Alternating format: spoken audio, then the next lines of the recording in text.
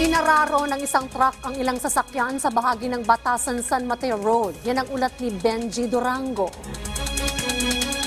Sa kuhang ito ng CCTV alas 10 ng umaga kahapon, wala namang traffic sa kahabaan ng Batasan San Mateo Road, bahagi ng Batasan Hills, Quezon City. Sakto naman na huminto ang ilang sasakyan at motor sa intersection na ito.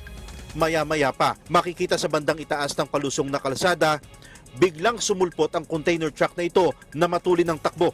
Sa isang kuha pa ng CCTV, makikita tila binabangketa ng driver ang mga gulong ng minamanehong truck hanggang sa masalpok ang mga sasakyan sa unahan. Sa dashcam footage naman na ito, makikitang gabuhok na lang ang pagitan ng truck sa Innova.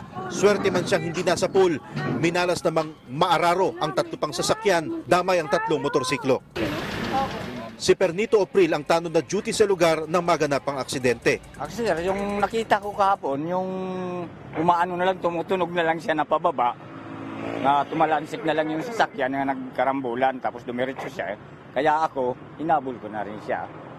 Kasi tumawag ako kagad sa bago ko hinabol, tumawag kagad ako ng rescue. Agad nagpatakbo ng ambulansya ang barangay Batasan Hills. Dahil nagpa-deploy kami kagad ng mga responder namin sa ambulance. Sa mga litratong ito na aming nakuha, makikita ang nagkasira-sirang unahan ng truck. Pero sa kabila ng nakakakilabot na aksidente, walang malubhang nasaktan sa pangyayari. Nakabuti raw na hindi sinentro ng driver ang mga nasalpok na sasakyan, kundi may mamamatay. Siguro yung mga nakamotor, aware sila na siguro nagbusina siguro yung truck dahil ibig sabihin nun, emergency, may problema.